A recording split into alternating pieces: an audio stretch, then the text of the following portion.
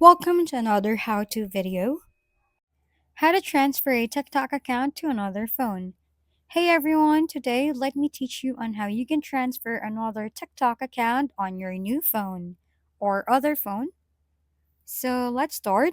So let's click the profile on the bottom of your screen. While you are in a profile, click the drop-down list beside your profile name.